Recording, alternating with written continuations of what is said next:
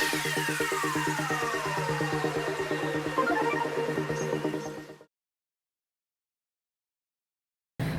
warga Bekasi, saat ini saya berada di wilayah Kecamatan Pondok Melati.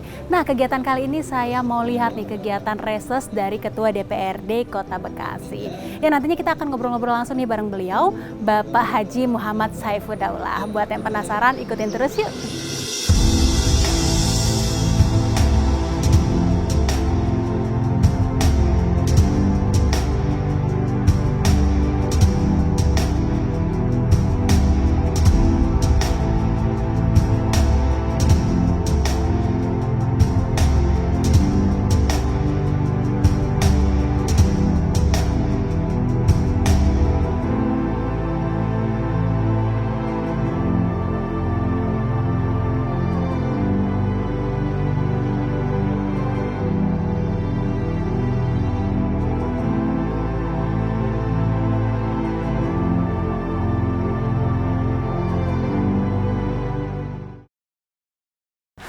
Nah, seperti yang udah kita bahas di awal, kita akan ngobrol-ngobrol nih bersama Ketua DPRD Kota Bekasi, Bapak Haji Muhammad Saifuddaulah. Langsung aja ya, Bapak. Assalamualaikum, malam Bapak. Waalaikumsalam warahmatullahi wabarakatuh. Gimana nih Pak kabarnya? Alhamdulillah sehat, walaupun sudah titik terakhir 8 titik, ya kan, reses dari tanggal 26 sampai tanggal 30, Alhamdulillah selesai. Ini adalah titik terakhir ya. Berarti reses ini kan memang kegiatan yang dilakukan oleh anggota Dewan ya, Ya. bekerja di luar kantor DPRD, Ya. bertemu langsung masyarakat ya, Ya. untuk saling bertukar apa sih aspirasi dari mereka, Betul. ada nggak sih masukan selama Betul. ini. Ya. Nah, dari Bapak sendiri nih, salah satu cara untuk mendengarkan aspirasi khususnya bagi masyarakat itu gimana sih Pak? Oke, jadi yang pertama tentu perlu disampaikan dulu apa itu reses gitu ya. Jadi reses ini merupakan satu sarana di mana anggota DPRD itu bertemu dengan konstituen di daerah pemilihannya. Dan reses merupakan bagian amanah konstitusi. Sehingga setiap anggota DPRD itu diharuskan mengunjungi daerah pemilihannya. Nah, DPRD ini hanya ada tiga waktu termin reses. Reses pertama, kedua, dan ketiga. Dan hari ini masuk reses ketiga ya di bulan Oktober. Ya.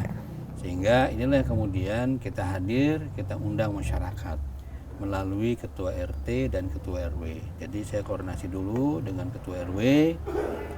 Saya sampaikan saya ingin reses di wilayah RW 21, Komplek Chandra, Perumahan Chandra. Sebelumnya komunikasikan dulu dengan kader PKS yang ada di wilayah Jati Rahayu.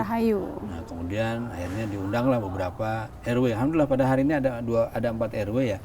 Dan ini RW yang sangat strategis dalam artian apa? Ingin menyelesaikan masalah banjir. Benar. Jadi kalau misalnya RW-nya tidak berdekatan, ini juga repot juga. Ya tadi ada RW 17, RW 21, dan juga 22 dan 23. Ini sangat penting sekali.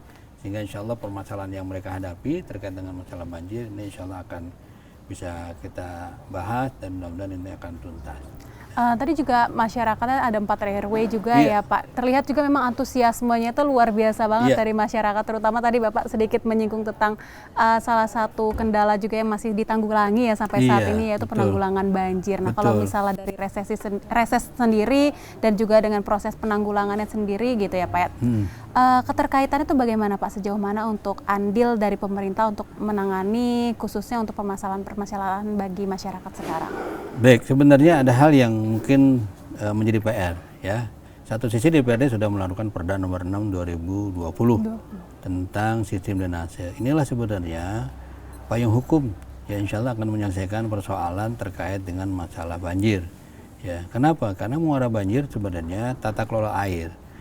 Terus terang di dalam Perda nomor 6 tahun 2020 di pasal 9 sudah diingatkan ya, ada sebuah perintah bahwa pemerintah daerah harus menyusun yang disebut dengan sistem drainase. Bahasanya harus membuat set plan air. Nah, itulah kemudian kita akan merumuskan. Tentu ini berdasarkan kajian. Kajian dilakukan oleh kepala pakar air, pakar tentang tata air, yang pada akhirnya nanti ada skala kota, kemudian skala kecamatan dan juga skala kelurahan, sehingga nanti dari hulu hilir semuanya selesai. Jangan sampai persoalan kemudian ketika kita ingin menanggulangi banjir, Benar. faktanya memindahkan banjir dari RW yang satu ke RW yang lain. Tempat yang lain. Gitu. Dan perda ini sifatnya terintegrasi sehingga menyelesaikannya tuntas gitu ya. Nah, inilah mudah-mudahan yang sampai hari ini kita masih punya PR karena perda ini mengamanahkan harus ada peraturan wali kota yang akan menyusun ya regulasi secara teknis ya terkait dengan masalah sistem drainase yang akan melahirkan tentang tadi set plan tata air. Berarti memang dalam menanggulangi satu kendala itu perlu observasi yang cukup beberapa tahapan ya Pak, biar nanti impact-nya nggak berterus ke impact yang lain gitu Pak. Tapi sejauh ini nih ngomong-ngomong soal reses sendiri nih Pak, untuk programnya sendiri aktivitas-aktivitas khususnya Dapil 5 saat ini, itu apa aja sih Pak aktivitas yang dicanangkan untuk masyarakat? Baik, di Dapil 5 saya sudah melaksanakan reses dari tanggal 26 sampai 30. Permasalahannya permasalahan klasik ya. Bicara masalah jalan rusak, bicara masalah sistem drainase gitu ya. Karena sistem drainase yang kemudian berakibat banjir. Artinya bahasanya sebenarnya bukan banjir dalam tanda kutip yang selama ini sampai berhari-hari. Ya, cuman bahasanya ada genangan air. Nah, cuman genangan airnya inilah yang kemudian masyarakat terasa terganggu. Memang ada satu kondisi yang genangan airnya itu kemudian memuncak sampai 3 meter bahkan. Surutnya juga lama ya, bahkan bisa sampai sehari. Ini terjadi di Dapil 5 ya, di Pondok Gede. Ya, mungkin juga di Pondok Melati ada, tapi tidak terlalu parah sekali dengan di Pondok Gede. Ini fakta yang terjadi. Sehingga memang permasalahan itu harus segera diatasi ya, dengan mengurai persoalan tata air, dan ujungnya sebenarnya di Pondok Gede ini berhadapan langsung dengan persoalan crossing toll. Ya, ketika persoalan crossing toll selesai, ada crossing toll baru lagi yang dibuat, insya Allah mungkin aliran air dari Pondok Gede kemudian berarah ke Bekasi Barat gitu ya, insya Allah akan bisa teratasi. Begitu juga dengan kasus yang ada di Pondok Melati gitu ya. Benar. Karena sekarang posisi Jatirahayu, toh air Jatirahayu nanti akan mengalirnya juga ke Jatimukmur, Pondok Gede gitu ya. Kalau misalnya urusan Pondok Melati dalam hari Jatirahayu selesai, tidak banjir, tata airnya bagus, tapi kemudian ternyata Jatimukmur, kemudian masuk lagi Jatiwaringin, kemudian masuk Jatimpaka juga tidak selesai, ya akibatnya tadi memindahkan banjir dari Jatirahayu ke Jatimukmur. Beresin Jatimukmur selesai, memindahkan Jatimukmur ke Jatiwaringin. Jatiwaringin selesai, memindahkan Jatiwaringin ke Jatimpaka. Sehingga ini harus terintegrasi antara satu dengan lainnya. Itulah yang selama ini insya Allah saya sudah berupaya akan ke depan melakukan penataan ulang kembali, menyampaikan kepada camat ya Pondok Gede, nanti kemudian juga akan diskusi kemudian dengan camat Pondok Melati dengan mengundang beberapa RW ya yang berkaitan langsung di mana wilayahnya adalah banjir. Gitu. Tentunya kan nggak hanya penanggulangan kendala yang harus dilakukan secara berkala, Pak. Tentunya juga pasti Bapak punya namanya program-program strategis ya untuk long term, jangka panjang atau jangka dekat ya. Dan itu kira-kira apa sih Pak program strategis terutama dalam pembangunan infrastruktur maupun bagi masyarakatnya sendiri di Dapil 5 itu? Ya, tadi ada satu hal yang mungkin lupa saya sampaikan. Tapi tadi ya terkait masalah lingkungan tentang drainase dan jalan gitu ya. Satu hal lagi yang sering dikeluhkan masalah kaitan warga yang ingin berubah.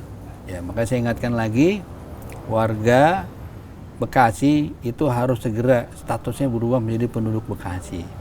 Ya, karena kita sudah punya Perda nomor 10 yang mengatur tentang penyelenggaraan masalah kependudukan, saya sampaikan. Jangan sampai mereka tinggal di Bekasi sudah 5 tahun, mungkin puluhan tahun, tapi statusnya masih warga, belum penduduk. Nah, ketika itu terjadi, maka pada akhirnya hak-hak yang diberikan oleh peraturan daerah terkait jaminan kesehatan, kemudian pendidikan, kemudian mereka istilahnya tidak dapatkan. Itu diantara saya juga sampaikan. Nah, kemudian ke depan, apa langkah strategisnya tadi? Kita akan berupaya mengkomunikasikan terlebih dahulu dengan pemerintah setempat dalam lurah, camat gitu ya, agar mereka melakukan pertemuan dengan para RW ya untuk menyampaikan permasalahan yang beririsan di satu kelurahan. Kemudian nanti ada pertemuan lagi dengan pihak kecamatan, jadi dikumpulkan lagi antar RW di level kecamatan gitu ya, yang problemnya sama terkait masalah banjir. Karena ini berhubungan erat dengan masalah drainase, baik di Pondok Gede maupun Pondok Melati. Nah, untuk kedepannya yang pada hari ini reses, ya karena sudah disampaikan dan saya belum terjun lapangan, insya Allah saya minta nanti saya akan ada agendakan terjun ke lokasi yang tadi disampaikan baik oleh RW 17, RW 21 gitu ya. Kemudian juga RW 2 termasuk tadi 23 kita akan tinjau ke lokasinya di mana penyebab ya persoalan sehingga terjadi luapan air yang begitu besar sehingga pada akhirnya tidak mampu diurai, kemudian terjadi genangan. Ketika terjadi genangan, kemudian waktunya lama, pada akhirnya berakibat kepada rusaknya infrastruktur yaitu jalan. Ya, seperti itu. Berarti memang ada korelasi ya Pak, di sini bisa dibilang ada 3 hal yang menjadi fokus dari banjir sendiri yang berakibat pada infrastruktur yaitu kondisi jalan, genangan-genangan yang efeknya juga ke kemacetan lalu lintas dan sebagainya. Dan itu juga tentu berpengaruh ke kesehatan masyarakat. Betul. 3 poin yang memang harus di-highlight deh bagi warga Bekasi khususnya ya, untuk menjadi main fokus kita sama-sama nih untuk terus saling kerjasama ya, bagaimana cara kita untuk mengkondisikan masalah yang ada nih dengan kerjasama dan tentunya dalam program reses ini sendiri ada tujuan proses pembangunan bertahap ya Pak ya.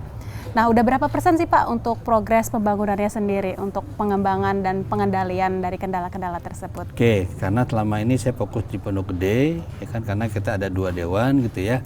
Ya, saya selama ini fokus di Pondok Gede. Insya Allah di Pondok Gede mungkin paling tidak sudah sedikit mencapai 70% lah gitu ya. Insya Allah di Pondok Melati secara bertahap.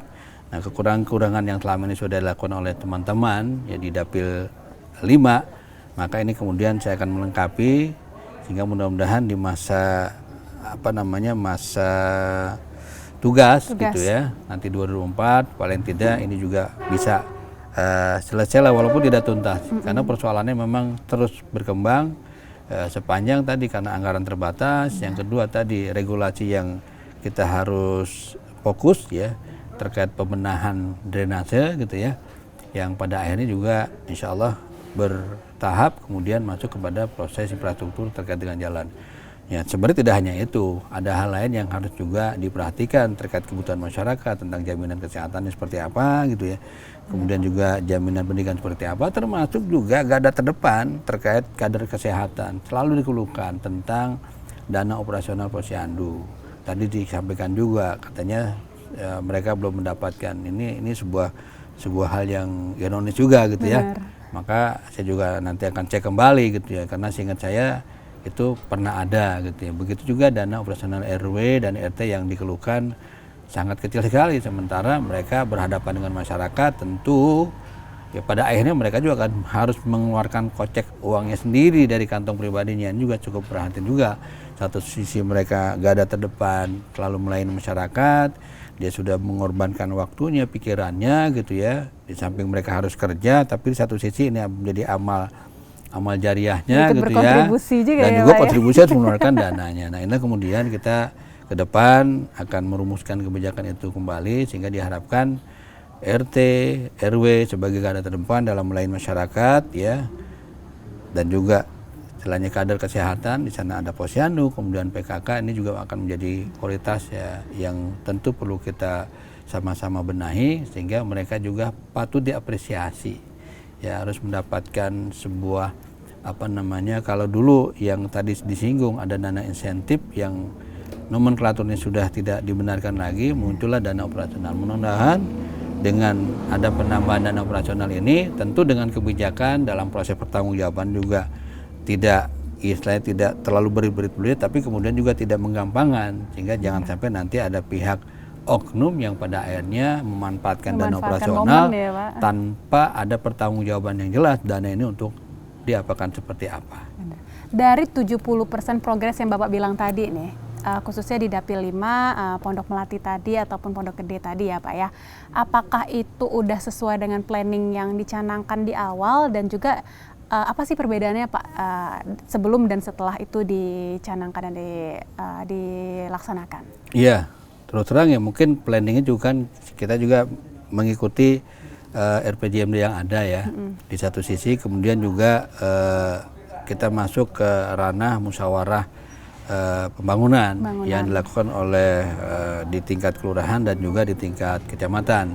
Di satu sisi kemudian juga kita menyerap aspirasi melalui reses. Nah inilah kemudian kita kombinasikan, jangan sampai apa yang sudah dirumuskan di RPJMD kemudian tidak tercapai. Tentu dengan kondisi yang ada, apalagi kemarin 2 tahun kita mengalami COVID, maka faktanya tidak bisa dipungkiri proses pembangunan terhambat. Sehingga target-target yang seharusnya bisa tercapai boleh jadi mungkin ada hal yang perlu dibenahi di dalam proses anggaran tahun berikutnya.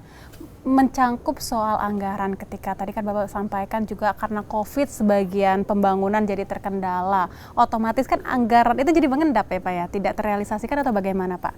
Anggaran tidak mengendap karena kemudian anggaran difokuskan, dialihkan kepada penanggulangan COVID. Oke, gitu. jadi Yang tadinya anggaran ya? misalnya sekian untuk infrastruktur, akhirnya dikurangi gitu ya. Kemudian fokuslah untuk menyelesaikan anggaran COVID. Kenapa? Karena sesuai dengan amanah, baik amanah di Presiden, kemudian dari Kementerian Dalam Negeri gitu ya. Nah, diingatkan dalam penyusunan RAPBD di saat pandemi ini tetap anggaran itu harus berbasis masuk dalam pembahasan dianggarkan terkait dengan penanggulangan COVID. Berarti dialokasikan ke bagian yang lain yang lebih urgent gitu ya Pak ya? Iya, betul. Betul sekali. Berarti kan bukan proses yang singkat juga ya Bapak. Betul. Misalnya dari proses penanggulangan, adanya kendala sampai nanti istilahnya proses penyelesaian dari konklusi masalah Betul, itu sendiri iya. ya Pak. Terakhir nih Pak, harapan Bapak itu apa sih Pak khususnya untuk Kota Bekasi ini sendiri dan juga dari proses reses di Dapil 5 ini Pak?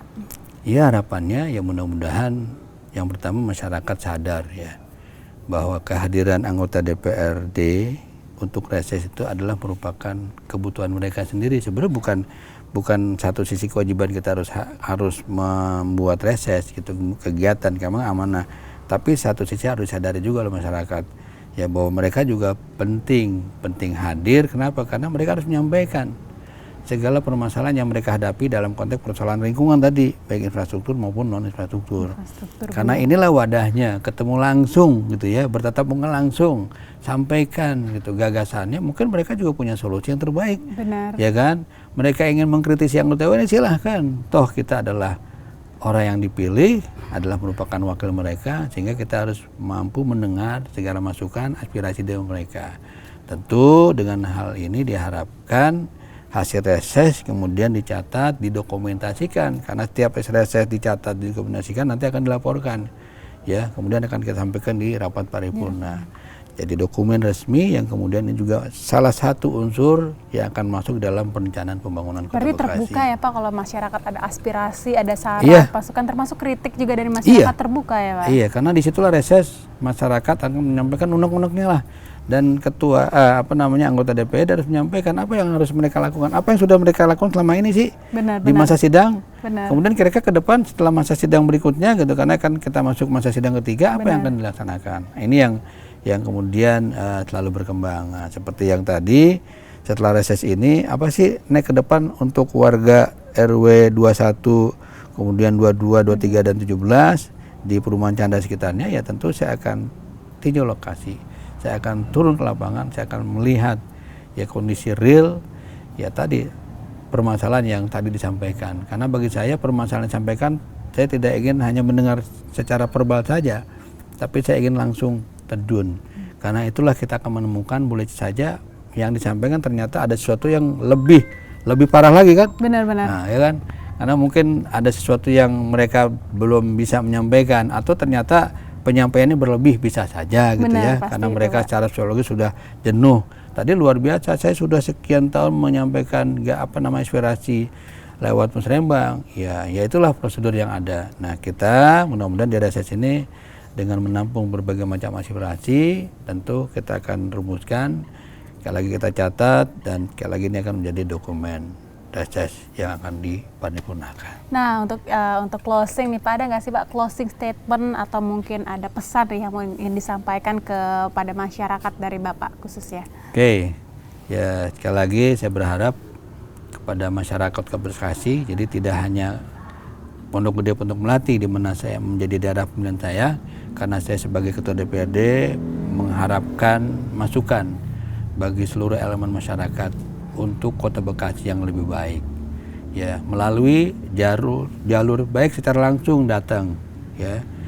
Datang ke DPRD, bisa komisi sesuai dengan tupoksinya, ada komisi 1, 2, dan 3, ya, atau secara resmi juga boleh disampaikan surat ingin beraudiensi kepada pimpinan DPRD gitu ya, ingin menyampaikannya, atau nanti bisa juga dari pimpinan DPRD akan merekomendasikan kepada komisi terkait sesuai dengan permasalahan yang mereka hadapi.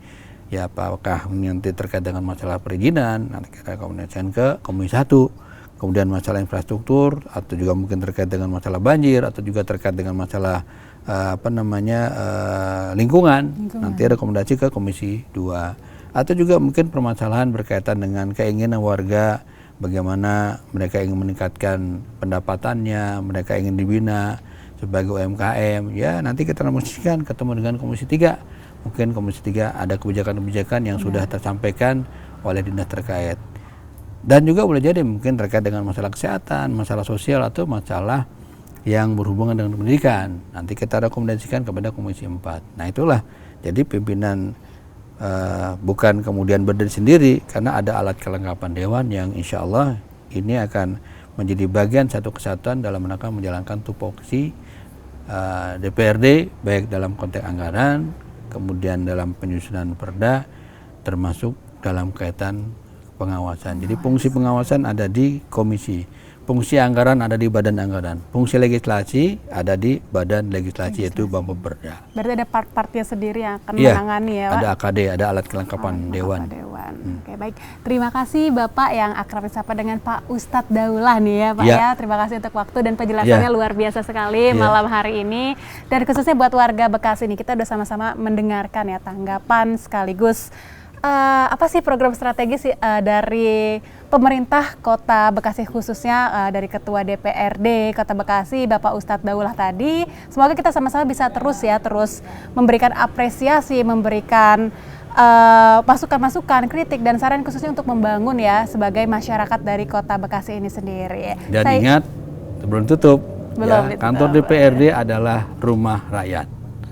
Jadi silahkan, jadi rumah rakyat. Jadi bukan hanya tempat kantornya para anggota DPRD, tapi di sana adalah rumah rakyat, rumah aspirasi. Silakan sampaikan aspirasinya.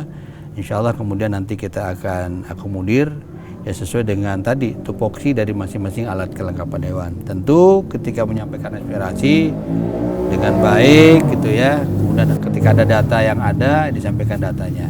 Karena ini menjadi bagian kita untuk saling mengontrol ya dalam kaitan penyelenggaraan pemerintahan yang dilaksanakan oleh eksekutif dan wali kota beserta jajarannya. Berarti sampaikan beserta data ya Pak ya, jadi ada bukti konkret agar bisa cepat ditanggulangi nih, khususnya bagi warga Kota Bekasi. Oke, sekian obrolan kita malam hari ini, sampai jumpa di Ngobrol Bareng Rakyat di episode selanjutnya. Assalamualaikum warahmatullahi wabarakatuh. Waalaikumsalam warahmatullahi wabarakatuh.